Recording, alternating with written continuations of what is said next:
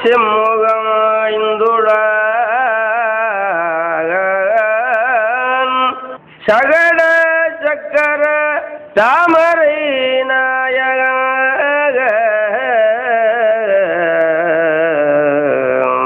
அகட சக்கர வெண்மணியா உரை விகட சக்கரன் இப்பதம்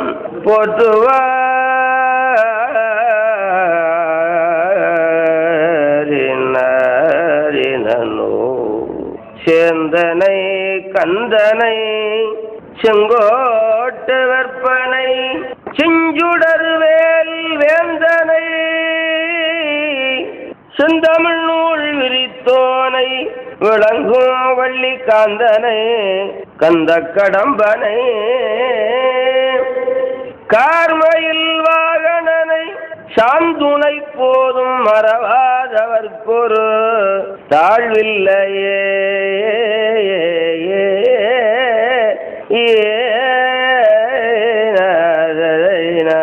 நன்னோ நன்னோ உன்னுலகில் வாழ்கின்ற தேவரெல்லாம் விரும்பினார் போகத்தை மேலும் மேலும்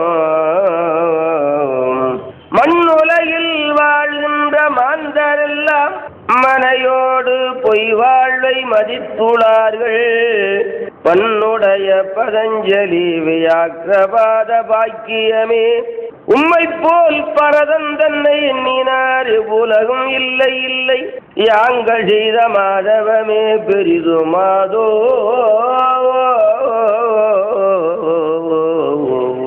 ஆலவனத்தமல நடங்கண்டு வந்த காரைக்காலம்மை தன்னை பாலருந்தி உமை முலையிற் பதிக விதம் பல பகர்ந்த பாலன் தன்னை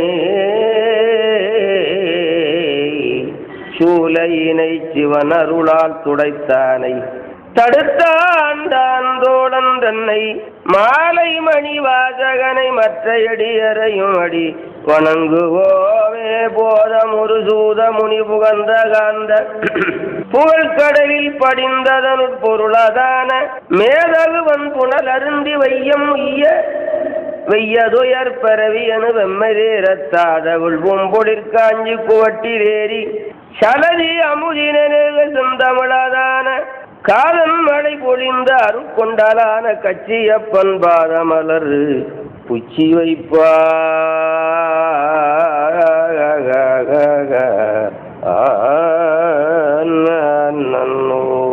திருச்சிற்றம்பலம்.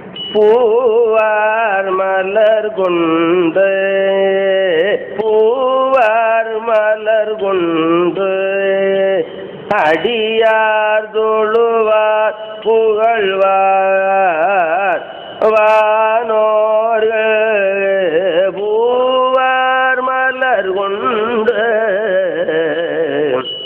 அடியார் தொழுவார் புகழ்வார் வானோர்கள்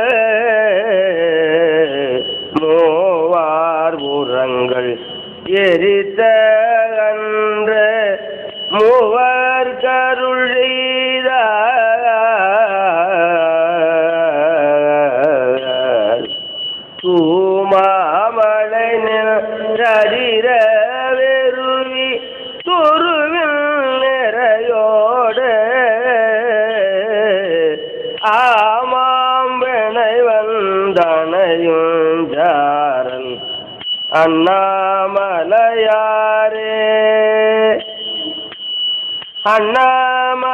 அண்ணாமலையாரே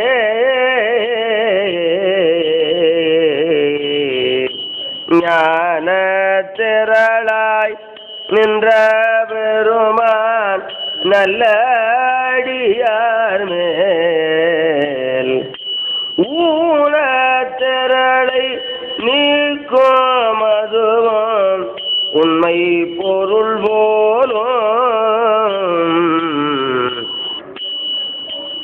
ஏன திரளோடின மான்கரடி இடியும்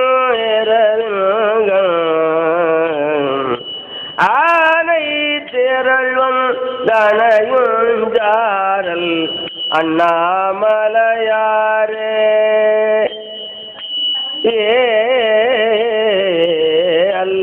அல்லாடரவும் இயங்கும் சாரல் அண்ணாமலையாரே நல்லார் வரவப்படுவான்காளி ஞான சம்பந்தன் சொல்லால் மலிந்த பாடலான பத்துமேவை கற்று வல்லாரெல்லா வானோர் வணங்க மன்னி வாழ்வாரே.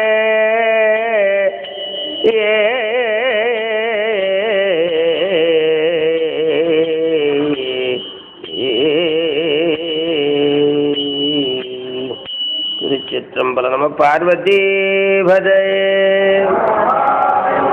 வள்ளி தேவசேனாகாந்த ஸ்மரணம். ஹரஹரா சுப்பிரமணியோம் சுப்பிரமணியோம் சுப்பிரமணியோம். அருட்கடலாகிய அம்பலவானுடைய பெருங்கருணையினாலே இன்று கந்தபுராணத்திலே அசுரேந்திரன் மகேந்திரஞ்சல் படலம் வழிநடை படலம் பற்றி இப்பொழுது விரிவுரை செய்ய எண்ணுகிறேன். பரமேஸ்வரனுடைய எல்லையில்லாத கருணையினாலே நமக்கு இந்த நூல்கள் கிடைத்திருக்கிறது. நூல்களின் மூலமாக கடவுளை நினைய, கடவுளை வழிபட, கடவுளை அடைய, கடவுளை நினைக்க, கடவுளை வழிபட, கடவுளை அடைய அந்த வாய்ப்பை இந்த அருள் நூல்கள் தான் தருகிறது. இது இல்லையானால் அந்த வாய்ப்பே இல்லை. கண்ணாடி இல்லையானால் முகம் தெரியாதது போல அருள் நூல்கள் இல்லையானால் கடவுள் தெரியாது. எதை எதனால அறிய முடியுமோ அதை அதனால தான் அறிய முடியுமே தவிர அறிய முடியாததால ஒரு பொருளை அறிய முடியாது. அதனால இந்த நூல்கள் கண்ணாடி போன்றது. கண்ணாடி முகத்தை காட்டுவது போல இந்த நூல்கள் கடவுளை காட்டுவது. மனிதனாக பிறந்து கடவுளை அடையாவிட்டால் போச்சு, அந்த பிறவி வீணா போச்சு. மனிதனாக பிறந்து இந்த பிறவியிலே கடவுளை அடைவதற்கான நெறியில நில்லாவிட்டால், நெறியில நின்றானாலே கடவுளை அடைந்தது போல்தான். அது வாழ்வன மையில் விட்டு வருவையான் சிறுமை தப்பி தாழ்வனன் தன்மையோடு சைவமான் சமயஞ்சாரும் ஊழ்வரல் அரிதுசால உயர் சிவ ஞானத்தாலே போலில மதியனானை போற்றுவார் அருள் பெற்றாரே என்று சென்ற காலத்தாலே சொல்லுகிறார் சிவஞான சித்தியார்ல. சிவபெருமானை போற்றினானால் அவன் அருள் பெற்று விட்டான்கிறார். சிவபெருமானை போற்றினானால் வழிபட்டானால் மனவாக்கு காயங்களாலே பூஜை பண்ணினானால் தோத்திரத்தை பண்ணினானால் அவன் அருளை பெற்று விட்டான். அப்புறம் பெறப்போவது ஒன்றுமில்லை, இம்மையே பெற்று வாழ்வார் என்பது பெரிய புராணம். அப்படி இந்த பிறவியிலே மனிதன் கடவுளை அடையாவிட்டால் பின்ன எந்த பிறவியில் அடைய முடியும்? அது இந்த தேசத்திலே பிறந்து அடையாவிட்டால் அப்புறம் எந்த தேசத்திலே சென்று அடைய முடியும்? இந்த தேசமும் இந்த பிறவியும் இந்த சமயமும் நமக்கு ஆச்சரியமாக கிடைத்திருக்கிறது. சமயத்தை பற்றி சொல்லுகிற புலவர்கள் அதிகம் கிடையாது. சமயம் போல பேசுகிற புலவர்கள் இருக்கிறார்கள், சமயத்தை பற்றி சொல்லுகிற புலவர்கள் கிடையாது. சமயம் என்று சொன்னால் நிறைய இருக்கிறது நம்முடைய நாட்டில். அதே நம்முடைய சித்தாந்த நூலில் 6 வகையாக பிரித்திருக்கிறது. 24 சமயமாக பிரித்திருக்கிறது. இப்ப புதுசா சமயங்கள் எல்லாம் தோன்றுகிறது. ஏதோ ஒரு நிறம் போட்ட ஒரு துணியை கட்டினா அது ஒரு சமயம். அந்த சமயம் தெரியாதவங்க. அதனால எல்லா சமயங்களும் சைவ சமயத்துக்குள்ள அடங்கிடும். எல்லா சமயங்களும் சைவ சமயத்துக்குள்ள அடங்கிடும். எல்லா ஒளிகளும் சூரியனுக்குள்ளே அடங்குவது போல எல்லா ஒளிகளும், நட்சத்திரத்தினுடைய அக்கினியுடைய ஒளி, சந்திரனுடைய ஒளி முதலான ஒளிகள் எல்லாம் சூரிய ஒளிக்குள்ளே அடங்குவது போல எல்லா சமயங்களும் சைவ சமயத்துக்குள்ள அடங்கிவிடும். எல்லா சமயங்களையும் சொல்லுகிற கருத்தெல்லாம் சொல்லி, எல்லா சமயங்களும் சொல்லுகிற நல்ல கருத்தெல்லாம் சொல்லி அதற்கு மேலே ஒரு நல்ல கருத்தை சொல்லுவதுதான் சைவ சமயம். சைவ சமயத்துக்கு மேலே ஒரு கருத்து வேற எந்த சமயமும் சொல்ல முடியாது. மற்ற சமயங்கள் எல்லாம் உயிர்களாக பிறந்து இறந்து போகின்ற உயிர்களை கடவுள் என்று சொல்லும். பிறந்து இறந்து நம்மை போல கஷ்டப்பட்டு இன்பத்தையும் துன்பத்தையும் அடைஞ்சு கடைசியா அது இறந்து போகின்ற உயிர்களை கடவுள் என்று சொல்லும். சைவ சமயம் அந்த மாதிரி இல்லாமல் எப்போதும் உள்ளதாய் அண்டம் கடந்த பொருள், அளவில்லதொரு ஆனந்த வெள்ளப்பொருள், பண்டும் இன்றும் என்றும் உள்ள பொருளாய் இருக்கிற பரமேஸ்வரனை கடவுளாகும். இறப்பும் பிறப்பும் இல்லாத சிவபெருமானை கடவுளாக கொண்டது சைவ சமயம். அதனாலே சைவ சமயம் உயர்ந்தது. சைவ சமயத்திலே ஒருவன் வந்து விட்டானால் அவன் முத்தியை பெற்று விட்டான். சாகிறது எல்லாருக்கும் பொது, யாரும் சாகாமல் இருக்க மாட்டான். கட்டாய இறந்தே தீரவன். இருப்பது பொய், போவது மெய். எல்லாரும் இறந்தே தான் தீரவரும். இருக்கும்போது என்ன செய்தானோ அதற்கு தகுந்தாற் போல அடுத்தாப்புல அவனுக்கு பிறப்பு. இருக்கும்போது எப்படி நடந்து கொண்டானோ அதற்கு தகுந்தாற் போல அடுத்தா போல பிறப்பு வரும். இருக்கும் போதே சிவத்தினுடைய தொடர்போடு சிவனோடு தொடர்பு வைத்துக் கொண்டானால் அவன் என்ன ஆவான்? சிவனா. உலகத்தோடு தொடர்பு வைத்துக் கொண்டு நடந்தானால் என்ன ஆவான்? மறுபடி பறப்பான் இறப்பான் பறப்பான் இறப்பான். சிவனோடு தொடர்பு வைத்துக் கொண்ட ஆன்மா மறுபடி பறக்காது. நல்ல கோடீஸ்வரன் நல்ல வள்ளல் அவனோடு தொடர்பு வைத்துக் கொண்ட ஏழையானவன் பணக்காரனாகிடுவான். நல்ல கோடீஸ்வரன் நல்ல மனமுள்ள வள்ளல் அவனோடு தொடர்பு வைத்துக் கொண்ட ஒரு ஏழை பணக்காரனாகிடுவான். அவனாக மாட்டான கட்டாயம் ஆகிடுவான். கஞ்சனோட சேர்ந்தா ஆக மாட்டான். பணம் கோடிக்கணக்கா இருக்கும், கஞ்சத்தனமா இருப்பான். அவனோட சேர்ந்தா எத்தனை வருஷத்துக்கு அலைஞ்சாலும் தரிசனமா தான் இருப்பான். நல்ல வள்ளல் நல்ல வள்ளல் நல்ல மனம் உள்ளவர். எல்லாரும் இன்புற்று இருக்க நினைப்பதுவே அல்லாமல் வேறொன்று அரியன் பராபரமே என்றார் போல எல்லாரும் நல்லா இருக்க வேணும், யாரும் தரித்திரமா இருக்கக்கூடாது என்கின்ற எண்ணம் உள்ள ஒரு கோடீஸ்வரனோடு சேர்ந்து விட்டானால், ஒரு ஏழை சேர்ந்து விட்டானால் கட்டாயம் மனக்காரம். அதுபோல ஏழையாய் இருக்கிற ஆன்மாவானது வள்ளலாய் இருக்கிற சிவபெருமானோடு சேர்ந்து விட்டால் மனக்காரனாகிறார். தரித்திரம் இல்லாமல் என்ன ஆகிறார்? செல்வத்தை அடைகிறார். அருள் செல்வத்தை அடைந்து சிவமாவே ஆகிவிடும். அதனாலே இந்த பிறப்பிலே அடைய வேண்டியதை அடையவில்லை, ஆனால் அவன் ஏமாந்து போகிறான். இந்த பிறப்பிலே அடைய வேண்டிய அருள் செல்வத்தை அடையவில்லையானால் அவன் தரித்திரமுடையவன். பணம் கோடிக்கணக்காக இருக்கலாம், போகும்போது ஏழையாத்தான் போவான். பல கோடிக்கு அதிபதியா இருக்கிறான், கடைசியில் போகும்போது நம்ம போவான்.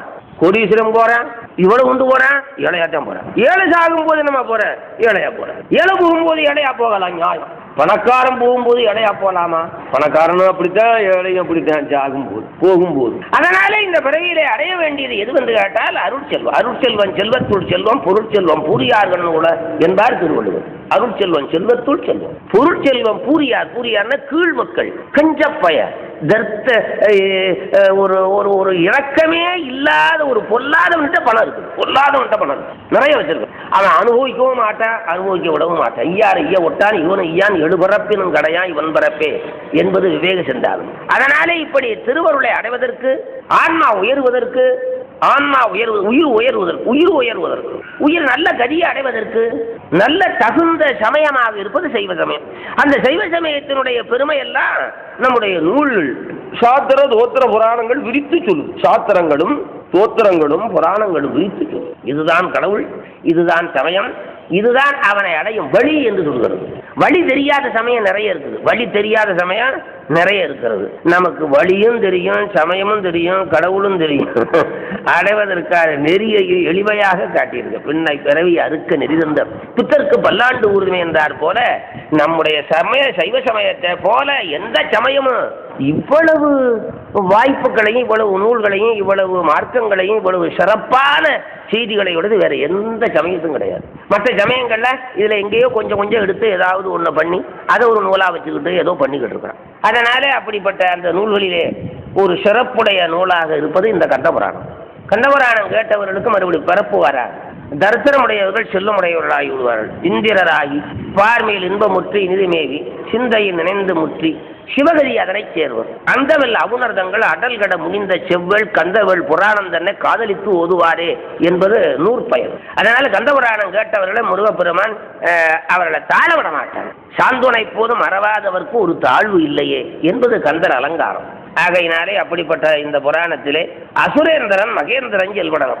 அசுரர்கள் என்கின்ற ஒரு வகை, அசுரர்கள் என்பவர்கள் ஒரு வகை, தேவர்கள் என்பவர்கள் ஒரு வகை. அசுரர்கள் என்பவர்கள் கெட்ட குணமுடையவர்கள், தேவர்கள் நல்ல குணமுடையவர்கள். இப்பவும் அது மாதிரி அசுரர்கள் நிறைய இருக்காங்களா உலகத்துல? கெட்ட குணமுடையவர்கள் எல்லாம் அசுரர்கள், கெட்ட குணமுடையவர்கள் எல்லாம் அசுரர்கள், நல்ல குணமுடையவர்கள் தேவர்கள். இங்கேயே இருக்கிறார்கள், தேவர்கள் இருக்கிறார்கள், அசுரர்கள் இருக்கிறார்கள். ராவணன், கும்பகர்ணன், விபீஷன் எல்லாம் மூணு பேரும் இருந்திருக்கிறார். அந்த அசுரர்கள் மூவரும் 3 மலங்களாக சொல்லுவார்கள். அசுரர்கள் 3 பேரும் 3 மலங்கள். மலங்கள்னா ஆணவம், கண்மம், மாயையாகிய 3 மலங்களாக சொல்லுவார்கள். அதில் சூரபன்மன் ஆணவ மலம், சிங்கமகாசுரன் கண்ம மலம், இந்த தாரகாசுரன் மாயாமலம். அப்படி மாயாமலத்தை இப்போது சங்காரம் பண்ணிட்டார். யாரு? முருகபெருமான். மலத்தை சங்காரம் பண்ணாதான் உயிர் சிவத்தை அடையும். அதான் கந்தபுராணம். மல சங்காரம் சிவத்தோடு சேர்ந்து விடுவது. மலத்தை சங்காரம் பண்ணினார். ஆணவ மலம் போச்சு, கண்ம மலம் போச்சு, மாயாமலம் போச்சுன்னா ஆன்மா சிவத்தோட சேர்ந்து. மலம்னா அழுக்கு, மலம்னா அழுக்கு உள்ளவே அழுக்கு இல்லாதவனோட சேர முடியாது. அவன் ஒதுங்கிக்குவாரு, அழுக்கு இல்லாத ஒதுங்கி இல்லையா? சுத்தமா இருக்கிறவன் சுத்தம் இல்லாதவனோட சேர மாட்டான். அதுபோல ஆன்மா அழுக்கு, சிவ அழுக்கு இல்லாதது. அதனால அந்த மும்மலமாய் இருக்கிற மலங்களிலே மாயாமலமாய் இருக்கிற தாரகாரனை சங்காரம் பண்ணிட்டார். அப்படி சங்காரம் பண்ணின பிறகு அவனுடைய மனைவி மற்ற மாதர்கள் எல்லாம் அளவில்லாத துக்கத்தை அடைந்தார்கள். எந்தை குமரன் எரிந்ததனி வேற்படையார் தந்தி முகமுடைய தாரகந்தார் பட்டதனை முந்து சிலதூதர் மொழிய அவன் தேவி அந்த மேலா கற்பிற் சௌரி அலக்கனுற்றாள். சௌரி என்று பேரா அவளுடைய மனைவி, அதாவது தாரகாசுடைய மனைவி வேறு சௌரி. அவள் புலம்பினாள். அவருடைய மற்ற மனைவிகளும் புலம்பினார்கள். அவனுக்கெல்லாம் மனைவி ஏறாளாம். மனைவி ஏறாள். நம்ம மாதிரி வயசு கொஞ்சம் அல்ல, வயசு ஏறாளா, அவனுடைய ஆற்றல் ஏறாளா, செல்வம் ஏறாளா. இப்போ சில பணக்காரே 2 கொண்டாட்டி 3 கொண்டாட்டி கட்டிக்கிறான்னு தெரியாம வச்சுக்கிறான்ல, அது மாதிரி அப்படி ஏராளமான மனைவிகள். யாருக்கு? அந்த அசுரர்கள். அவர்கள் எல்லாம் புலம்பினார்கள்.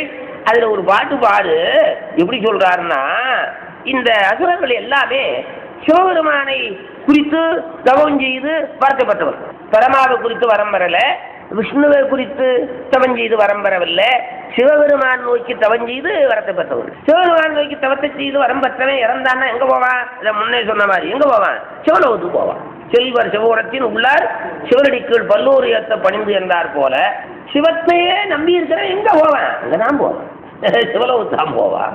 அதை அவ சொல்றா, நுணுக்கமா சொல்றா. ஆறு சௌரி சௌரி சொல்றாரா, கச்சியப்பர் சொல்றாரா? எப்படி சொல்றாரு சிவ? சங்குற்றிடு செங்கை தந்துளவோன் தன்பதாமா, சங்குற்றிடு செங்கை, கையிலே சங்கு சக்கராயுத வச்சிருப்பாரு மகாவிஷ்ணு, அவருடைய பதமா போக மாட்டாயே சொல்றான். கட்சியை பெறுவாரு யாரும் பண்ண முடியாது. தாரகாசன் இறந்துட்டான். தாரகாசனுடைய மனைவி சௌரி புலம்புறா. எப்படி புலம்புறான்னா, சங்கு சக்கரத்தை வச்சிருக்கிற மகாவிஷ்ணு பதத்துக்கு போக மாட்டியே, அதுக்கு மேல அந்த பரமாபதம் இருக்குது அங்கேயும் போக மாட்டேயே, சிவபெருமானுடைய கைலாயத்துக்கு தானே போயிருப்ப. சிவனடியார்களுக்கு அந்த பரமபதம் விஷ்ணு பதம் இதெல்லாம் துரும்பு. சிவனடியார்களுக்கு பிரம்மலோகம் விஷ்ணுலோகம் எல்லாம் துரும்பு மாதிரி. அதனாலே எப்படி சொல்றாருன்னா, சங்குற்றிடு செங்கை தண்டுளவோன் தன்பதாமாங்குற்றனை அன்று, அன்றுன்னா போக மாட்டாய். அயம்பதம் செல்வா என்று கங்கை சடையான் கையிலயிற் சென்றாயல்லால், நீ கைலாயத்துக்கு தானே போயிருப்ப, எங்குற்றனைய விரைவன் அருள் பெற்றாயே நன்னோம். உன்னை கண்டு எல்லாரும் பயந்துகிட்டு இருந்தான். பரம விஷ்ணு இந்திர முதலான தேவர்கள் எல்லாம் உன்னை கண்டு எல்லாம் பயந்துகிட்டு இருந்தேன். இப்போது எல்லாம் கவலையத்து, இப்போ தைரியமா இருப்பான், எல்லாரும் போயிட்டான்னு சொல்லி. உந்து தனியாளி உனக்கணியா தந்தோனும் இந்திரனு ஏன இமயவர்கள் எல்லோரும் அந்த கனார் தாமும் அனைவாறு அணுகின்றோ சிந்ததனில் உள்ள கவலையலா தீர்ந்தனரே அப்படின்னு இன்னும் சில பாடல் சொல்றாரு. அதுக்கு மேல கடைசி ஒரு பாட்டு பாரு. தன்னோடு இணையின்றி தானே தலையான முன்னோன், தனக்கு யாரும் சமானம் இல்லாதவராகிய சிவபெருமான். யாரும் சமானம் இல்லை. சிவனோடு ஒப்புந்தைவன் தேடினும் இல்லை, அவனோடு ஒப்பாருந்து யாவரும் இல்லை. அப்படிப்பட்ட கடவுளாகிய சிவபெருமான் தந்த புத்திரனாகிய முருகன் வந்தான்னா அவனோடு சண்டைக்கு போலாமா அப்படிங்கிறார். சிவபெருமான் சமானம் இல்லாதவராகிய சிவபெருமான் கொடுத்த புத்திரன் வந்தானா அவனை போற்றி போகலாமே, அவனை போற்றி வணங்க வல்லவா வேணும். யாரு வந்தா? முருகன் வந்தா என்ன பண்ணணும்? வணங்க வல்லவா வேணும். அப்படி இல்லாம அவனோடு சண்டைக்கு போலாமா? போனா என்ன அவ இறந்து போவான். இதான் போய் விட்டாங்க அப்படி சொல்றான்.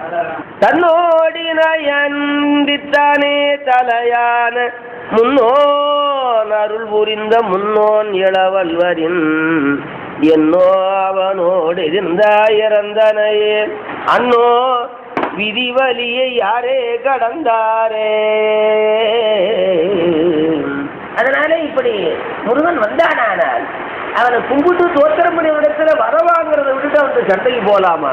சண்டைக்கு போனா என்ன அவ இறந்து போயிடுவான் என்றெல்லாம் அவள் புலம்பினாள். அப்போது அவனுடைய புத்திரனாயிருக்கிற அசுரேந்திரன் என்கின்றவன் ஆசுரம் என்கின்ற இடத்துக்கு சென்றிருந்தான். மறுபடி வந்து விட்டான். வந்த பிறகு இந்த சமாச்சாரத்தை தெரிந்து அவனும் அளவில்லாத வேதனை அடைந்தான், புலம்பினான். ஆறு தாரகாசுடைய புத்திரன் அசுரேந்திரன். அதனாலே அவன் புலம்பினான். அதன் பிறகு அயால் செய்ய வேண்டிய காரியங்களை செய்வதற்காக, அவன் இறுதி கடனை செய்வதற்காக வேண்டிய பொருளை எல்லாம் தயாரித்தான். அவனை தகனத்தை செய்தான். தாரகாசுரனை தகனம் செய்தான்.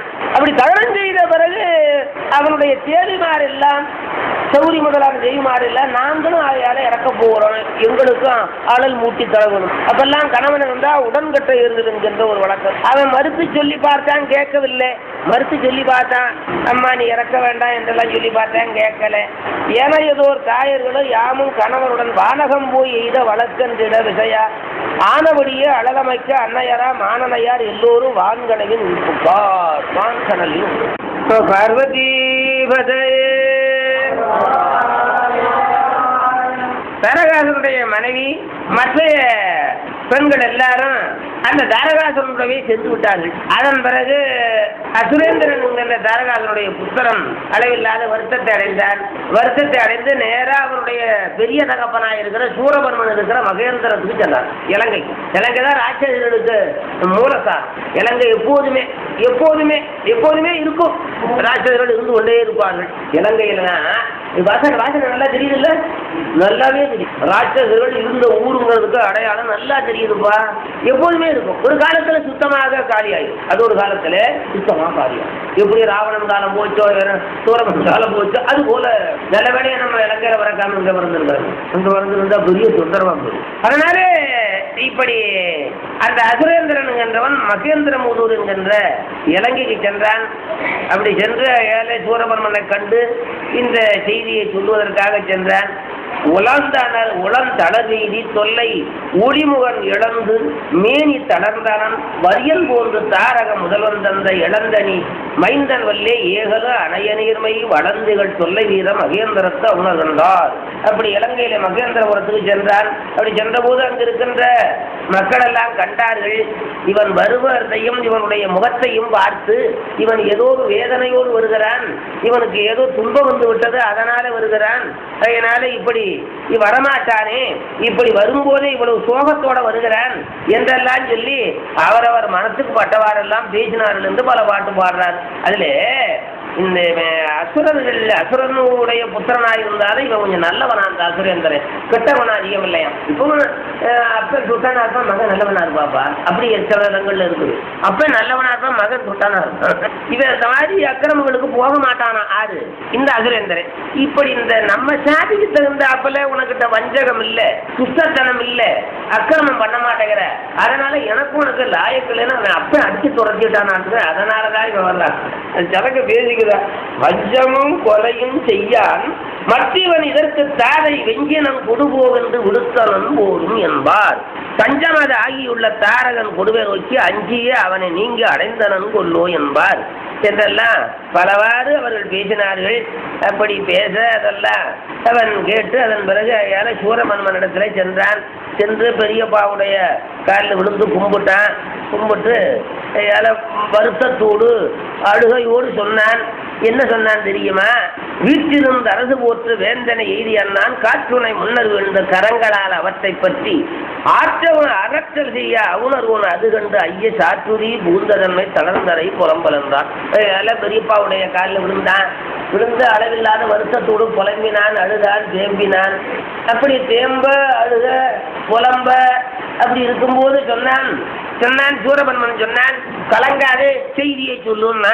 சூரபன்மன் அளவில்லாத வீரத்தையும் அளவில்லாத பலத்தையும் உடையவனாய் இருக்கிறவே சாதாரண விஷயங்களுக்கெல்லாம் கலங்க மாட்டான். அதனால நீ கலங்க வேண்டான்னு சொல்றான்னா.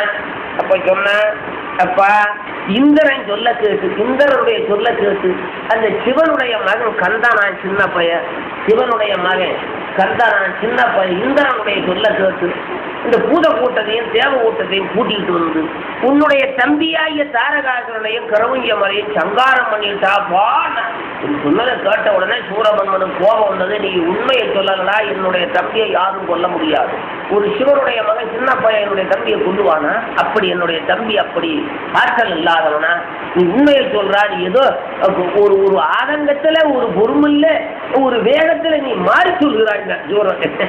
நம்பல தம்பியை கொண்டு விட்டான்னு சொன்னதை நம்பல.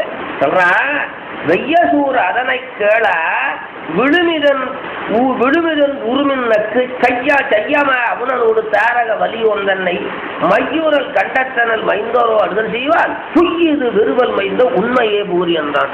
அதனால நீ சொல்றது பொய்யடா. ஆறு அசுரன் சொல்றது பொய்யான், தாரகாசுரனுடைய மகன் சொல்றது பொய்யான். ஆறு சொல்றது சூரபன் நம்பல. சாதக சரதம் இது அசுரன் சொன்னா சத்தியம்னா உன்னுடைய தம்பி இறந்தது சத்தியம்னா, சரதம்னா சத்தியம். சாதைகள் சரதம் இது தாரக தந்ததென்னை மேதகு கரவுஞ்சத்தை வேல்குடு பரமன் மைந்தன் காதினன் சென்றார் ஈம கடன்முறை என்றை காட்டி மாதுரியர் கொண்டு நின்பால் வந்தனன் என்றான். அதனாலே இறந்து போய்விட்டா அவனுக்கு செய்ய வேண்டிய ஈம கடன்கள் எல்லாம் முடிச்சுட்டு நான் வந்திருக்கிறேன் அப்படின்னு சொன்னான். சொன்ன உடனே அவனுக்கு வந்த கோபம் வேதனை அவனுடைய வீரல் சொல்லி முடியாது. அது சூரபன்மனுக்கு போர்த்துணைவனா இளவல் சுஞ்சினன் எனுஞ்சொல் கேட்டல் உளத்திட கிளர்ந்தல் செனத்தின் நாட்டவதி கால்வனுடைய நன்னுவன துண்டம் ஈட்டுபொறி சிந்துவன யாக்கையுள் ரோமம். அதனால கண்ணில் இருந்து புகை வந்துச்சான், மூக்கில் இருந்து புகை வந்துச்சான், வாயிலிருந்து புகை வந்துச்சான். கோபம் கோபம் உள்ள அவ்வளவு வேகத்தினாலே அந்த மாதிரி புகை வந்ததாம். வந்தது, ரோமம் சிலிர்த்தது, இந்த புருவ நெற்றிக்கு எரியது, பல்லை கரித்தான், அகரத்தை கடித்தான், சேரித்தான். அந்த பாட்டை பார்த்தீங்கன்னா அந்த கோபத்தை அப்படியே வடித்து கொடுப்பார். இந்த கோபத்தை அப்படியே வடித்து கொடுப்பார். நெரித்த புருவத்துறையில் நெற்றி மிசை சென்ற கோபத்தில் இந்த புருவ நெற்றிக்கு இருக்கான். நெரித்த புருவத்துறையில் நெற்றி மிசை சென்ற கரித்தன எகித்தினை சக்தி அதரத்தை திரித்தன துடித்தன தெளித்த இதழ் செவ்வாய் குறித்தது மனம் ககன கூட்டம் முடிக்க இவ்வகை சினத்தில் இருந்து மிக உள்ள அவ்வரியின் ஆற்றலை அவிழ்த்தது போதில் வெவ்வினைகள் தாரக மிக தொடர் அன்பால் செவ்வருப்புகள் சூரனுடன் சேர்ந்ததோ ஆளி. இவ்வளவு கோபம் வந்ததா? அந்த கோபத்தை உடனே ஆற்றுறதுக்கான ஒரு சோகம் உண்டு. கோபம் வந்துச்சா தம்பி போயிட்டாரு என்கின்ற அந்த ஒரு வருத்தம் வந்துச்சுவாரு. அந்த வருத்தம் அந்த கோபத்தை ஆக்கிட்டான். வருத்தம் வந்துச்சுன்னா கோபம் குறைஞ்சிடும் இல்லையா? சொல்றாரு, ஆற்றியது அப்படி ஆற்றி துப்பு நிகரு கண்புணல் துரிந்த நதியே போல் மெய்ப்புற உயர்த்தமுக வெள்ளமவை ஈண்டி அப்புணரை யானதுயர் ஆளியது வென்றே செப்பு ஒரு உண்மையது தேர்த்தியது போலும். இப்படி வருத்தப்பட்டான், கோபப்பட்டான். அப்போது யமன் நடுங்கினானா. ஏன்னா யமன் தானே பிடிச்சிட்டு போவான். உயிரை யமன் தானே பிடிச்சிட்டு போவான். உடனே நம்மளை ஆளை விட்டு நம்மள அவன் முடிச்சுட்டு வந்துட்டான்னா என்ன பண்றது? சூரமன் முடிச்சுட்டு வந்துட்டான்னா என்ன பண்றது? யமன் பயப்பட்டான். எல்லாத்தையும் யமன் முடிச்சுட்டு போவாப்பா. நம்மள ஆளை விட்டு நம்மளை பிடிச்சிக்கிட்டு போட்டானா என்ன பண்றது? கூற்றுல நடுங்கியது, குலைந்தது, காற்று வெறுவுற்றது, கதிர்கடவுள் சோமன் ஏற்றமிகு கோளுடு விரிந்த பூமி முற்று ஆற்றிய பனிக்கரையை அஞ்சியது அலைந்தே. அதனால தேவர்கள் எல்லாம் கலங்கினார்களா? சூரியன் பயந்தானா? சந்திரன் பயந்தானா? இப்படி நம்மளெல்லாம் என்ன பண்ணி விடுறானோன்னு அவா பயந்து ஆகலாம். இந்த மாதிரி நீங்கள் எல்லாம் பார்த்துக்கிட்டு தானே இருந்து என் தம்பியை கொல்லும் போது அப்படின்னு சூரியங்கிறதெல்லாம் பிடிச்சி சிறையில் போட்டான்னு என்ன பண்றது அப்படின்னு பயந்தார்களா? இப்படியெல்லாம் பயந்து அதற்கு மேலே என்னுடைய படைகள் எல்லாம் கொண்டு வா, உடனே போய் கந்தனை வென்று வரணும், பூத கூட்டங்களை கொண்டு வரணும், கந்தனை வென்று வர வேணும், பூத கூட்டங்களை வென்று கந்தனை வென்று வர வேணும். உடனே என்னுடைய படங்கள் எல்லாம் கொண்டு வாங்க உத்தரவு போட்டான் காவலர்களுக்கு. ஆன பொழுது அற்றில் அடுங்கல் ஒரு சூரன் போனதொரு சிற்றவளர் குந்தியடை மூலம் மானமுடு நாணமட வல்லையில் எழுந்தே தானுடைய ஏவலர் தமக்குவை உரைப்பார். மண்ணிலவள் ஆறுயிரை மாற்றுவது கந்தன் தண்ணிகள் கடந்து சாய மெய்தி வரல் வேண்டும். எண்ணிறத வெம்படை இடுங்கவச யாவும் உள்ளுகளை ஒன்றின் உயிர்த்திடுகிறான். அதெல்லாம் படைகளையும் கவசத்தையும் அஸ்திரங்களையும் அப்புகளையும் கொண்டு வந்து வையுங்கன்னா இறைவை புகன்றலை ஏவலர்கள் யாரும் முறையில் அவை உயிர்த்திடுதல் முன்னினர்கள் போனார். அறகடல் உடைத்தலைவர் அன்ன செயல் நாடி முறைவில் அணி ஏற்றுங்களோடு கொம்மன அணைந்தார். எல்லாம் சொன்ன உத்தரவு ஓட்ட வந்து எல்லாம் தயாராச்சு. கண்டு தொடக்கப்பதாச்சு முதலான படைகள் எல்லாம் தயாராச்சு. ஆன செயல் காண்டலும் ஆய செயல் காண்டலும் அமைச்சரில் அமோகன். அதனால உனக்கு மந்திரிகள் ஏராளமானது. அந்த மந்திரிகளிலே ஒருத்தன் அமோகன் என்று ஒருத்தன். அவன் உடனே எழுந்தான். எழுந்து சூரனடி வந்தனை புரிந்து ஏயதொரு மாற்றவது இசைப்பது மண்ணோ இசைப்பல் அது வேணுமோ தீயசன மெய்திடல் எனைய செப்பு. அதனாலே அரசே அடியின் ஒரு விஷயத்தை சொல்லுகிறேன், கோபம் கொள்ளாம அதை கேட்டுக்கொள்ள வேணும் அப்படின்னாரா? அது வந்து எழுந்து கோபம் கொள்ளாம அதை துரிசாய்க்கணும் அப்படின்னு கேட்டுக்கிட்டா ராஜா கிட்ட. என்ன சொன்னான் தெரியுமா? நஞ்சுரை படைகள் கற்று நவையூரா தொன்னாலாரை வஞ்சின தெரியும் வீர வீரர் வளநகர் அதனை மாற்றோர் இஞ்சியை சூழ்ந்து போரு கெய்தினும் எண்ணி எந்தி வெஞ்சின திணை மேல் கொண்டு வரைந்தவர் ஏற்ற செல்லார். அதனால நஞ்சு போய்ந்த படைகளை கற்று அதன் மூலமாக படைகளையும் மற்ற சேனைகளையும் கொண்டு வந்து தன்னுடைய நகரத்தை சுற்றி வளைந்து கொண்டால், தன்னுடைய நகரத்தை சுற்றி வளைத்துக் கொண்டால், அப்போது ராஜாவானவன் என்ன பண்ணவன் தெரியுமா? வந்திருக்கின்ற படைகளை எல்லாம் எப்படி வெல்லுவது, யார் வந்திருக்கிறா, எங்கிருந்து வந்திருக்கிறா, எதுக்கு வந்திருக்கிறா, அவனுடைய படை எவ்வளவு, அவனுடைய ஆற்றல், அவனுடைய தன்மை எவ்வளவு, அவன் ஏன் இந்த மாதிரி வந்தான், அவனுடைய குறிக்கோள் என்ன என்றெல்லாம் நன்றாக விசாரித்து எண்ணி அப்புறம் தான் வெளியில போடுவான். எண்ணி துணிய கருமம் துணிந்தவன் எண்ணுவம் என்பது இடுக்கு. அது சொல்றாரு பாரு, நஞ்சுரை படைகள் கற்று நவையூரா தொன்னலாரை வஞ்சின தெரியும் வீரர் வளநகர் அதனை மாற்றோர் இஞ்சியை சூழ்ந்து போருக்கு இதனை எண்ணி என்று வெஞ்சினத்தினை மேல் கொண்டு வரைந்தவன் கேட்ட செல்லார். அதனால சத்துருக்கள் வந்து வளைத்துக் கொண்டாலும், தன்னுடைய பட்டணத்தை வளைத்துக் கொண்டாலும் கூட நன்றாக எண்ணித்தான் வெளியில போருக்கு புறப்படும். என்னாமல் போருக்கு புறப்படக்கூடாது. உடனே கோபம் வரக்கூடாது. உடனே கோபம் வரக்கூடாது. கோபங்கிறது பொல்லாதது, கோபங்கிறது பொல்லாதது. கோபத்தினால பாவம் வரும், பாவத்தினால சண்டாளன் ஆவான், சண்டாளன் நரகத்துக்கு போகும். நரகத்துக்கு காரணமாக இருப்பது இது கோபம் தான். கோபம் வந்துச்சுன்னா அதனால என்ன வரும்? பாவம் வரும். பாவத்தினாலே அவனுக்கு பெயர் சண்டாளன் வரும். சண்டாளன் எங்க போவா? நரகத்துக்கு. அதனால கோபம் வரவே கூடாது. முடிஞ்ச வரையிலும் கோபம் வரக்கூடாது. முடிஞ்ச வரையிலும் கோபம் வராம பார்த்துக்கணும். யாரு கோபத்தை கோபிக்கிறார்களோ அவர்களுக்கு சொந்தக்காரனா இருக்கிறானா முருகன். கோபத்தை யார் கோபிக்கிறார்களோ, கோபத்தை சினத்தை நிந்தனை செய்யும் நீ வரதோட பதினோரை திருப்புறம் திருப்போம். சினத்தை நிந்தனை, சினத்தை நிந்தனை, சினம்னா கோபம். சினம் என்னும் சேர்ந்தாரை கொல்லி இனம் என்னும் ஏமாப்புனையை கூடும் திருக்குறள். சினம் என்னும் சேர்ந்தாரை கொல்லி, யார்கிட்ட கோபம் இருக்குதோ அவன்கிட்ட யாரு சேருகிறானோ அவன் அந்த கோபம் கொண்டு விடுவான் சேர்ந்தவன். சினம் என்னும் சேர்ந்தாரை கொல்லி இனம் என்னும் ஏமாப்புனையை கூடும். அதனால கோபம் கூடவே கூடாது. முடிஞ்சவரையும் கோபமே இருக்கப்படாது. ஏதோ ஒரு வேளையில நல்லதுக்காக கோபம் வரலாம். நல்ல காரியங்களுக்கு ஏதோ எழுதுச்சுன்னா அதுக்காக கொஞ்சம் கோபம் உள்ளவன் மேல கோபம் வரவே படாது. அது நிறைய இருக்கு. அதை அடுத்தாப்புல சொல்றான் பாரு, வந்திருக்கிற படைகள் குலத்தினை வினைவி. குலத்தினை வினைவின்னா வந்திருக்கிறவன் எந்த குலத்தை சேர்ந்தவன், எந்த குலத்தை சேர்ந்தவன். உள்ள கோளினை வினைவி. உள்ள கோளினை என்றால் அவனுடைய குறிக்கோள் என்ன, என்ன காரணத்துக்காக போருக்கு வந்திருக்கிறான், எதற்காக போருக்கு வந்திருக்கிறான். கோளினை வினைவி. வந்த நிலத்தினை வினைவி. அவன் எந்த ஊரிலே எந்த தேசத்திலிருந்து வந்திருக்கிறான் வினைவி. சொல்லோர் நெறியினை வினைவி. அவனுடைய பரம்பரை எப்படிப்பட்டது, அவனுடைய படை எப்படிப்பட்டது வினைவி. கொண்ட சலத்தினை வினைவி. ஏன் நம்ம மேல அவனுக்கு கோபம் வந்துச்சு பார்த்த பாருங்களேன். நம்ம மேல அவனுக்கு ஏன் கோபம் வந்துச்சு? சலத்தினை வினை, சலம்னா கோபம் வினைவி.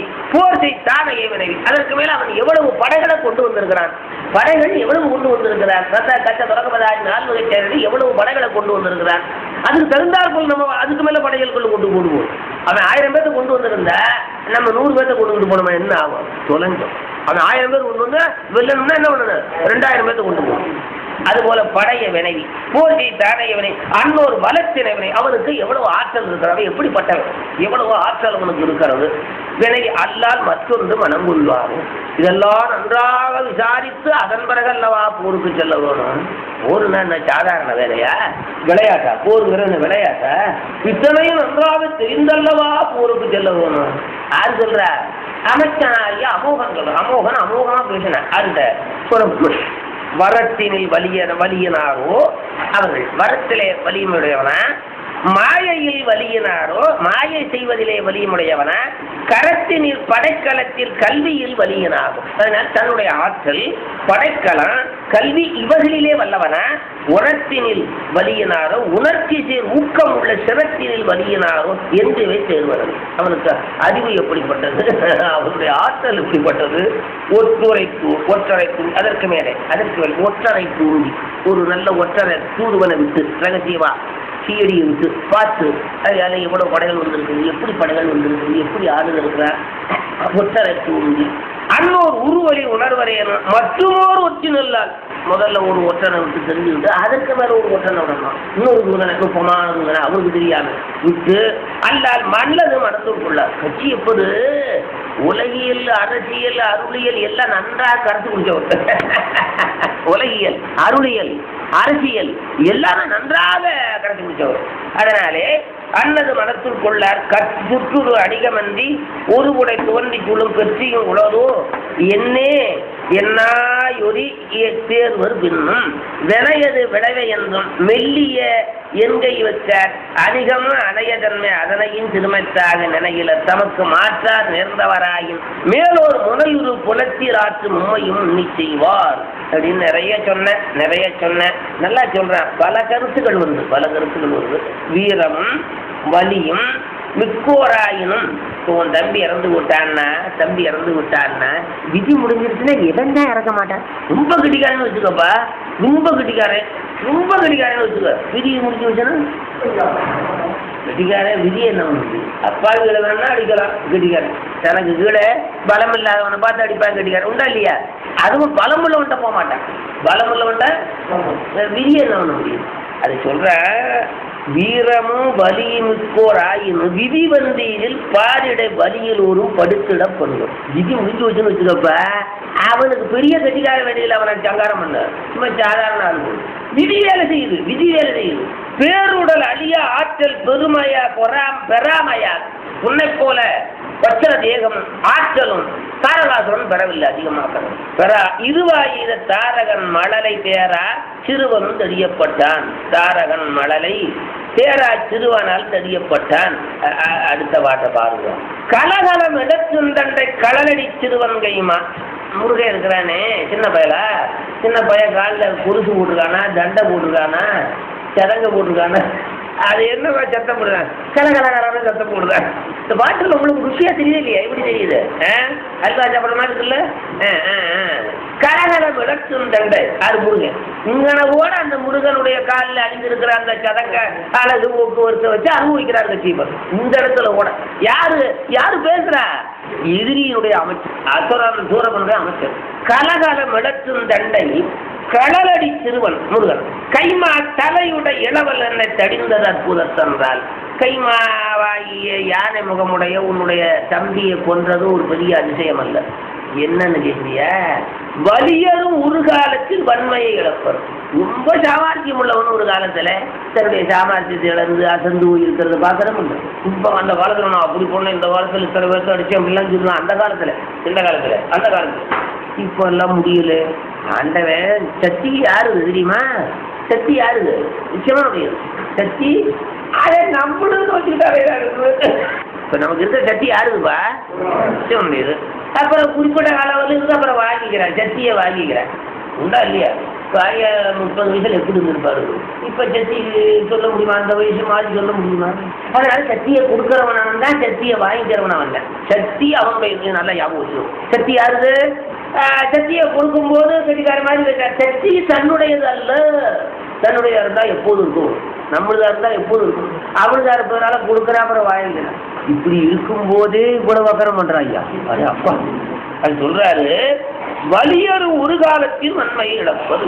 மிக்க வலிமையுடையவன் என்று சொன்னால் கூட ஒரு காலத்துல அந்த வலிமை இழந்து விடுவான்.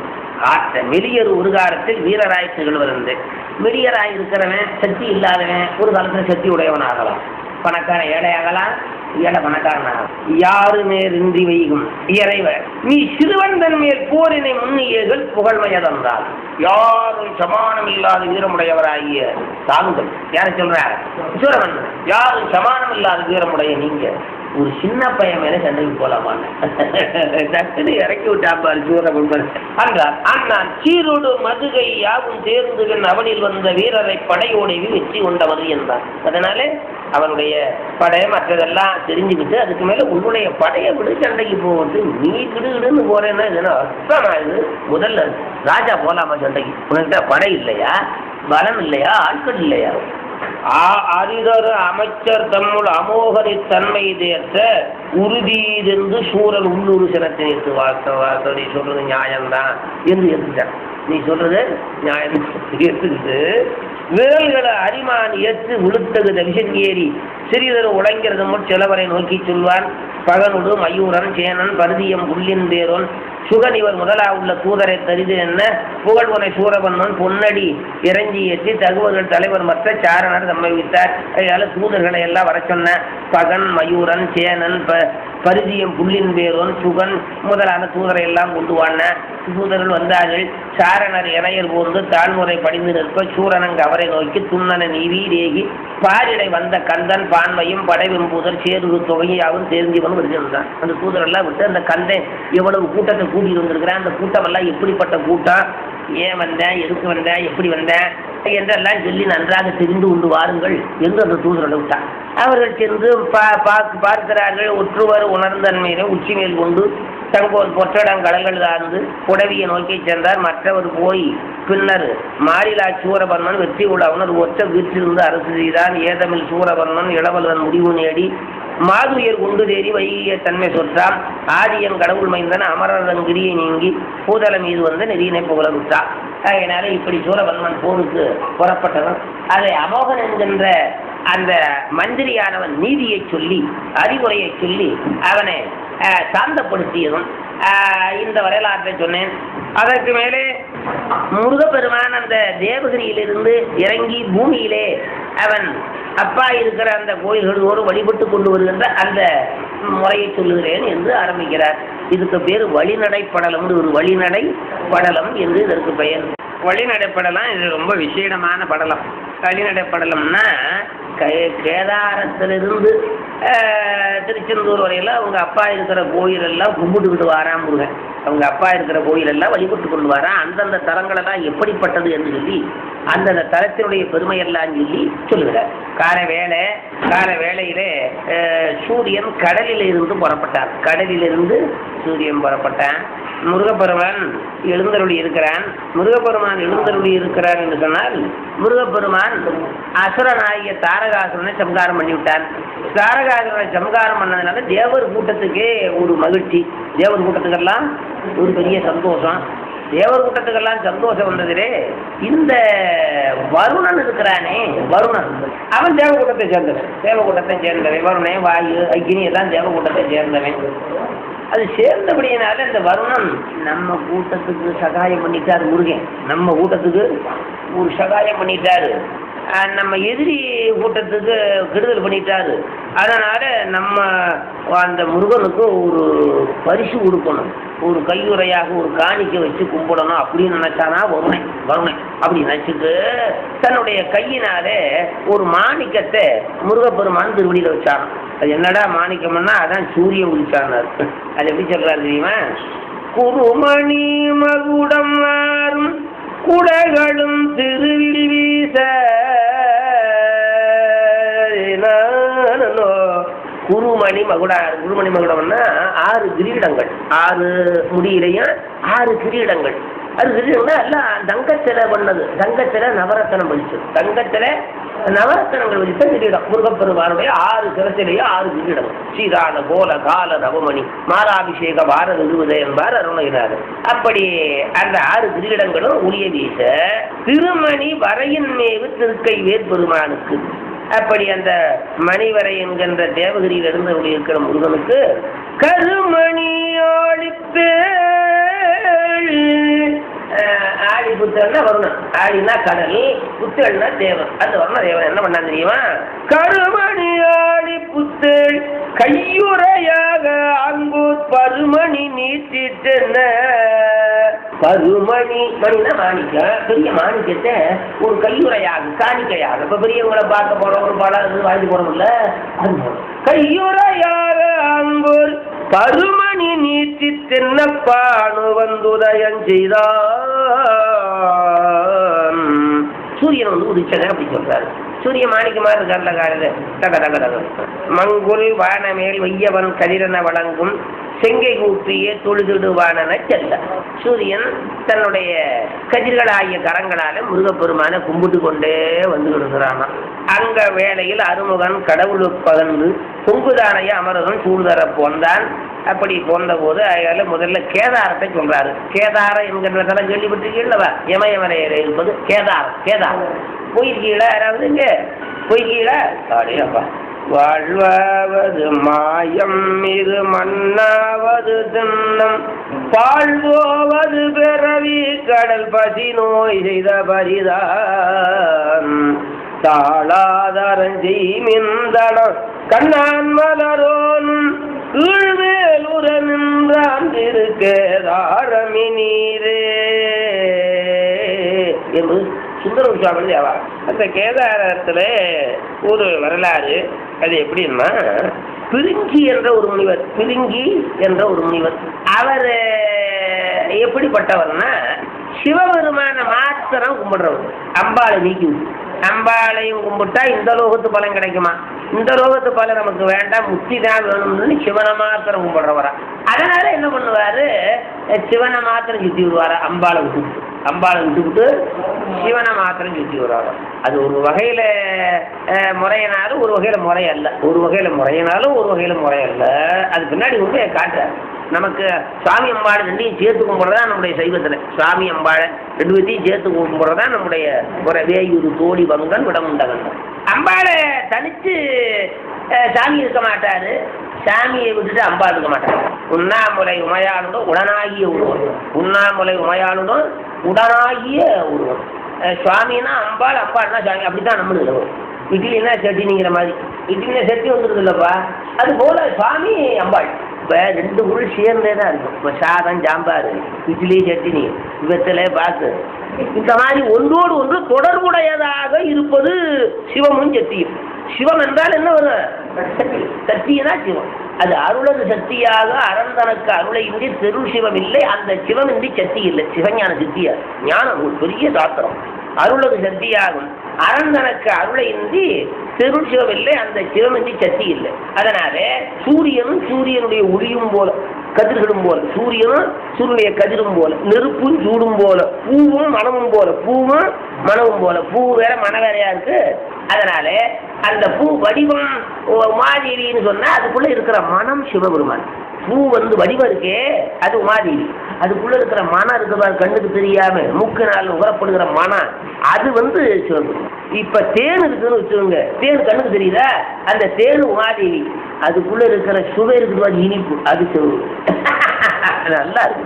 பழம் இருக்குல்ல, பச்சை பழம் வச்சுக்கோங்க, பழம் கண்ணுக்கு தெரியுதா, அதுக்குள்ள இருக்கிற சுவை இருக்குதுவாரு, அது சிவபெருமான். பழம் வேறு சுவை வேற இல்ல, தேன் வேறு இனிப்பு வேற இல்ல, அது போல சிவமும் சக்தி. இந்த மாதிரி சைவம் தான் சொல்லும், வேற வேறு தெரியவே தெரியாது. வெறும் சக்தி வழிபாடு செய்யறவன் நிறைய பேர் இருக்காங்க. சக்தியை மாத்திரம் வழிபடுற கூட்டம் இருக்குது இல்லப்பா. சக்தி வழிபாடு, பராசக்தி வழிபாடு, ஆதிசக்தி வழிபாடுன்னு சொல்லி சிவத்தை எண்ணாமல். இப்ப உடலும் உயிர் இருந்தா தானே அலையும், உடலும் உயிரும் சேர்ந்து இருந்தா தாப்பா இது பேச அலையும் செய்யும். உடல் போயிருச்சுன்னா என்ன ஒண்ணு, உயிர் தனிச்சிருக்க முடியாது. உயிர் போயிடுச்சுன்னா உடல் என்ன ஒண்ணு. அது போல உடலும் உயிரும் போல, பூவும் மனமும் போல, நெருப்பும் சூடும் போல, தேனும் சுவையும் போல சிவமும். அதனாலே அந்த சக்தியை விட்டுட்டு வழிபாடு கிடையாது. இந்த முனிவர் மூலமா அந்த உண்மையை உணர்த்துகிறார். இந்த முனிவர் பிரிங்கி முனிவர் நன்றாக கற்றவர், தெரிந்தவர். ஆனாலும் சக்தியை விட்டுட்டு சிவபெருமான மாத்திரம் வழிபட்டார். சிவபெருமான மாத்திரம் வழிபட்டாரா? சிவபெருமான சக்தி இப்படி தனித்தனியா இருக்கும்போது சிவனை சுற்றி வரலாம். ரெண்டு பேரும் ஒன்னா சேர்ந்துட்டா என்னமா சுத்த முடியும்? தனியா சிவபெருமான சுத்த முடியாது இல்லை. அதுக்காக உமாதேவி எடப்பாக வேண்டி, சிவபெருமானுடைய திருமையில எடப்பாக வேண்டி, உன்னுடைய திருமையில நான் எடப்பாகத்தில் இருக்கணும், அதுக்கு வரம் கொடுன்னு கேதாரத்துல வெகுகாலம் தவம் பண்ணி எடப்பாகத்தை பெற்றாலும் வாடி. இப்ப ரெண்டு பேரும் ஒன்னாயிட்டா எங்கிட்டு சுத்துறது? அர்த்தநாரி ஒரு பாதி சிவம், ஒரு பாதி உமாதேவி. இப்ப சுத்தனா என்னமா சுத்துறது? சேர்த்து தான் சுத்தணும். அது வண்டூர்வம் எடுத்து நடுவை துரத்துக்கிட்டு போனாரோட ஒரு வரலாறு. திருச்செங்கோட்டில் இருக்கிற சாமி அர்த்தநாரி, திருச்செங்கோட்டில் இருக்கிற சாமி அர்த்தநாரி, அம்பாளும் சாமி. அந்த அர்த்தநாரி வடிவத்தை திருமுறையில திருவாசகத்துல அப்படியே படம் பிடிச்சு கொடுக்குறாரு. அர்த்தநாரி வடிவத்தை, அர்த்தநாரி அர்த்தம்னா பாதி, நாரினா பொண்ணு, பாதியில பொண்ணு. அதை திருவாசகத்துல தோலும் துகிலும் சாமி கட்டியது தோல், அம்பாள் கிட்ட துகில் சேலை, தோலும் துகிலும், குளையும் சுருள் தோடும், பால் வெள்ளை நீரும், பசுஞ்சாந்தும், பைங்கிளியும், சூலமும், தொக்க வளையும். நல்ல விளங்குது இல்லப்ப, சூலமும் தொக்க வளையும், உடை தொன்மை போலவே ரோக்கி குளிர்ந்து ஊதாய் போச்சு. இதான் அர்த்தநாரி படி. இப்படி இருக்கிற சாமியை தனியா பிரிச்சு சுத்த முடியாதல்லவா? அதனால இந்த மாதிரி எடப்பாகனை கொடுக்க வேணும் சொல்லி கேதாரத்துல தவம் இருந்து எடப்பாகத்தை பெற்றுக்கொண்டாள். அதன் பிறகு சேர்த்து சுத்தனார் பிரிங்கி முனிவர்.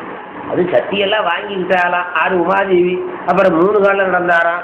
எதெல்லாம் வரலாறு அவரை பற்றி சொல்லும், கதையை சொல்றாரு. இந்த வரலாறு தன்னை நீக்கியே சூழூரும் தவமுடை திருங்கி உண்ணி நாடிய மறைகளின் முடிவினை உணரா. வேத முடிவிலே சொல்லப்படுவது சிவமும் சக்தியும் தான் சேர்த்து சொல்லப்படும். இந்த முடிவை அவன் உணரவில்லை. அது விருங்கி முடிவன் உணர என்னையாளுட யானிடம் சேர்வன் என்று இமய கண்ணி பூஷனை செய்து கேதாரமும் கண்டான் என்று பாடுகிறார். அப்படி கேதாரத்துக்கு வந்தான். உமாதேவி பூஷை பண்ணி சிவபெருமானுடைய இடப்பாகத்தை பெற்ற கேதாரத்தை வந்து தொழுதான். யாரு? முருகப்பெருமான். பையாராவின் மேற் கண்டுயில் பண்ணவன் தனக்கு தையல் பாதியனே பரம்பொருளும் தன்மை. ஐயாலு தையல் பாதியன் இப்ப அதை அனுசரித்தே சொல்ற அடுத்த பாட்டு. ஐயாலு ஒரு பாதியிலே பெண்ணுடையவராகிய சிவபெருமான் ஒருவனே பரம்பொருள். சிவபெருமான் ஒருவனே பரம்பொருள். பரம்பொருள் என்றால் அதுக்கு மேல கடவுள் இல்லை. அவன் தான் கடவுள், முதற்கடவுள், முழு முதற் கடவுள், முழு முதல் கடவுள். அப்படி தையல் பாதியனே பரம்பொருளும் தன்மையே மையல் மானுடல் உணர்ந்துவிட. இது எப்படின்னு கேட்ட, காசியிலே நிறைய முனிவர்கள் கூடியிருந்தார்கள். அப்படி கூடியிருக்க விஸ்வநாதர் சந்நிதியிலே கூடியிருக்கும் போது வேதவியாசர் அங்கே வந்தார். வேதவியாசரை பற்றி கேள்விப்பட்டிருப்பீங்க. வேதங்களை எல்லாம் 4ஆக வகுத்தவர் வேதவியாசர். அந்த வேதவியாசர் வந்த உடனே இந்த முனிவர்களுக்கெல்லாம் ஒரு பெரிய சந்தோஷம். வேதங்களை எல்லாம் கற்றவர், நன்றாக படித்தவர், அவரிடத்திலே பல உண்மைகளை கேட்டுக்கொள்ளலாம் என்று அவருக்கு முனிவர்களுக்கு சந்தோஷம். அப்படி வந்து அவருக்கு வழிபாடு செய்து அவரை இருக்க ஆதரவு இருந்து அவரை வணங்கி கேட்டார்கள். முனிவர்கள் வணங்கி கேட்டார்கள், எல்லாம் கற்ற வேதங்களை எல்லாம் நன்றாக கற்ற பெரியவரே, முழு முதற் கடவுள் யார்? முழு முதல் கடவுள் யார்? பரம்பொருள் யார் அப்படின்னு கேட்டாங்க. மகாவிஷ்ணுவே பரம்பொருள் கையை தூக்கினார். மகாவிஷ்ணுவே பரம்பொருள் அப்படின்னு கையை தூக்கினார். உடனே திருநஞ்சேவர் வந்து கையை வச்சிருக்கார். வேதவியாசனுடைய கையை வச்சிருக்கார். அதன் பிறகு வேதவியாசர் தோத்திரம் பண்ணி சிவபெருமான் காட்சி கொடுத்து மகாவிஷ்ணு வந்து புத்தி சொல்லி, மகாவிஷ்ணு வந்து புத்தி சொல்லி இப்படி சொல்லலாமா அப்படின்னு புத்தி சொல்லி, அதன் பிறகு சிவபெருமான தோத்திரம் பண்ணி கை பெற்று அதன் பிறகு சிவபூஜை பண்ணி அந்த பாவத்தை போய்த்து கொண்டார் என்பது வரலாறு. இது நடந்தது காட்சியில். அந்த கையே வேதவியாசனுடைய கையே சிவபெருமானே பரம்பொருள் என்று நிலைநாட்டிய அந்த காட்சியை வந்து கும்பிட்டான். காட்சியில் இருக்கிற விஸ்வநாதரை கும்பிட்டான் முருகன் அப்படின்னு சொல்லி அங்கங்கே நடந்த வரலாற்றை சொல்லி, அந்த தலத்தில் நடந்த ஒரு உண்மையை சொல்லி, அதன் மூலமாக அந்த தலத்தினுடைய பெருமையை காட்டி அங்கு வந்து கும்பிட்டான் என்று சொல்கிறார். அது எப்படின்னா, மையல் மானுடர் உணர்ந்திட. இப்ப இதுவும் வேதவியாசருக்கு தெரியாததல்ல. வேதவியாசருக்கு தெரியாதது. அவர் தான் 10 புராணம் பாடினவர். 18 புராணத்துல 10 புராணம் சிவபெருமானுடைய. 18 புராணம் பாடினவர் அவர் தான். 18 புராணத்துல 10 புராணம் சிவபுராணம், 4 புராணம் விஷ்ணு புராணம், 2 புராணம் பரம புராணம், 1 புராணம் அக்னி புராணம், 1 புராணம் சூரிய புராணம். இதுலயே தெரிஞ்சு வச்சிடல. 18ல 10 சிவனுக்குங்க, ஒரு ஆளுக்கு 10. அதனால அவர் தெரியாதவர் இல்லை. இதெல்லாம் உலகத்தார் தெரிந்து கொள்ள வேண்டும் என்பதற்காக இந்த நிகழ்ச்சி நடத்தினார்கள். உலகத்தார் இந்த உண்மையை உணர்ந்து கொள்ளட்டும். எல்லாம் கடவுள் சொல்லி இருக்கிறாரே, எல்லா கடவுள் எப்படி ஆகும்? எல்லாம் எப்படி கடவுள் ஆகும்? அதனால இந்த உண்மையை உலகம் தெரிந்து கொள்ளட்டும் என்பதற்காக அவர் மூலமாக இப்படி உணர்த்தினார் சிவபெருமான். அப்படி மையல் மானுடர் உணர்ந்திட மறைமுனி எடுத்த கையதே உரைத்திட்டதோர் காட்சியை கண்டான் என்று காசியை பற்றி சொல்லி, அதற்கு மேல பருப்பதம் என்கின்ற தலம். பருப்பதங்கிறத ஸ்ரீசைலங்கிறது. ஸ்ரீசைலம் சொல்றாங்கல்லவா, அதுக்கு பருப்பதம்னு. பருப்பதங்கிறது தமிழ், அதனால அந்த ஸ்ரீசைலங்கிறது வடமொழி. அது பருப்பத பெயர்ச்சிலாத நற்பாலகன் பரமன் இருப்ப ஓர் வரையாவன் என்றருந்த மையற்றி பொறுப்பதாகிய ஈசனை முடிமேற் புனைந்த திருப்பருப்பத அற்புதையாவை என்றிருந்தான். அதனால பருப்பதம் என்பது சிலாதர முனிவருடைய புத்திரராகிய நந்திதேவர், நான் மலை வடிவம் எடுத்து சிவபெருமானை தாங்கி கொண்டிருப்பேன் என்று தவம் இருந்து மலை வடிவமானாராம். அதெல்லாம் கேட்டால் அதுவேவா இருக்கும். இப்படி நான் மலை வடிவமாக இருந்து சிவபெருமானை தாங்கி கொண்டிருக்க வேண்டும் சொல்லி தவம் இருந்து மலை வடிவத்தை பெற்று அந்த மலையில சிவபெருமான் இருக்கிறாராம். இது ஸ்ரீசைலம். அந்த பர்வதத்தை கண்டான். அதுக்கு மேலே இன்னும் ஒரு தடத்தை சொல்லிடுறேன். உமாதேவியோடு முருகப்பெருமான் ஒரு தடவை பணங்கி கொண்டாராம். அம்மா கிட்ட பணங்கிக்கிட்டான். அம்மா கிட்ட பணங்கிக்கிட்டு இந்த பழம் கொடுக்கலன்னு பணங்கிக்கிட்டான் பாரு, அப்படி ஒரு வரலாறு இருக்கு. அதுக்கு முன்னாடி ஒரு இதுல பணங்கிக்கிட்டா, சின்ன பையதானே பணங்கிக்கிட்டானா. பணங்கிக்கிட்டு என்ன பண்ணானா, பாதாள வழியா வந்தானா. பாதாள வழியாக வந்து வேங்கடகிரியில நின்றான். வேங்கடகிரி இருக்குதுல்ல, என்ன ஊரு? அதான் திருப்பதி. வேங்கடங்கிறது வேகுன்ற காடுன்னு. கடம்னா காடு, வேகுன்ற காடு வேங்கடம். காட்டுல ஆடு இருப்பா, சிவபெருமான் தானே இருக்கும். கோயில் சுடுகாடு சிவபெருமான் தானே. சிவபெருமான் கோயில்லாம் அங்கே இருக்கு. ஆனால் அந்த கோயிலுக்கெல்லாம் யாரும் போகிறதில்ல. அங்கே கோயில் இருக்குதுப்பா, சிவபெருமான் கோயில் பார்த்துருக்கியா போய்? அந்த கோயிலுக்கு அதை பெருசாக சொல்ல மாட்டான். இங்கே போய் 3 மணி நேரம் 3 நாள் காத்துக்கிட்டு இருந்தேங்கிறேன். இங்கே முருகனை கண்ணை மறைச்சி போட்டுருக்கான் பாரு. முருகனை கண்ணை மறைச்சு பாதி கண்ணு தாப்பா தெரியுது, நாமம் இல்லை. ஆகையினாலே அந்த உமாதேவியோடு படங்கிக் கொண்டு பாதாள வழியாக வந்து திருவேங்கட மலையிலே முருகன் நின்றான். முன்னொரு காலத்துல அந்த மலைக்கு வந்தாங்க. அண்டம் மண்ணுயிர், அண்டம் மண்ணுயிர் ஈன்றவளுடன் முனிவாயி, அண்டம் மண்ணுயிர் ஈன்றவளுடன் முனிவாயி, முனிவாயின கோபித்து கொண்ட தொண்டகங்கடு சுவாமிதன் மால்வரை தொடர்ந்து தொண்டருடைய அகத்தில் இருப்பதாகிய மால்வரை ஆகிய கைலாயகிரியை விட்டு பண் மண்டு பாதளத்தேகி ஓர் குகை வழியே பண்டுதான் ஒரு வெங்கடகிரியையும் பார்த்தான். அதனால திருவேங்கடமலை என்பது முருகப்பெருமானுடைய ஆலயம், சிவபெருமானுடைய ஆலயம். அதில் ஒன்றும் சந்தேகமே கிடையாது. அதில் மகாவிஷ்ணு இருந்திருக்கிறாரு, அதுலேயும் சந்தேகம் இல்லை. அவர் ஒரு பக்கம் கோயில் இருக்கு. இப்போ சில கோயிலில் மகாவிஷ்ணு இருக்கிறாருல்ல, பெருமாள் இருக்கிறாரு, சிவபெருமான் இருக்கிறார். அது மாதிரி வழிபட வந்து அங்கே இருக்கிறார். இப்போ கொடுமுடி எடுத்துக்கிட்டீங்கன்னா படுத்திருக்கிறாரு, பெருமாள் படுத்திருக்கிறாரு, சுவாமி மகுடேஸ்வரர் இருக்கிறார், உத்தமர் கோயில் இருக்குது. இப்படி பல கோயில் சிதம்பரத்தில் கிடக்கிறாரு. எதுக்கு? அந்த ஆட்டத்தை பார்க்கறதுக்காக வரம் கிடக்கிறாரு. இன்னொரு காலையும் காட்டுன்னு கொடுத்துருக்காரு, இன்னொரு திருவடியையும் காட்டு அப்படின்னு கொடுத்துருக்கு. ஆகையினாலே அப்படி இருக்கிறது. அதெல்லாம் சிவாலயம் தான் திருவேங்கடம். அங்கே இருக்கிற மூர்த்தியும் முருகன் தான், மூர்த்தியும் முருகன் தான். ஆகவே அப்படிப்பட்ட அந்த திருவேங்கடத்தையும் பார்த்தான் என்று சொல்லுகிறார். அதற்கு மேலே இன்னும் பல தலங்கள் வருகிறது. அவைகளையெல்லாம் அடுத்த வாரத்தில் திருவருளாலே சந்திக்கலாம், நன்றாக சிந்திக்கலாம். இந்த அளவிலே இந்த உரையில்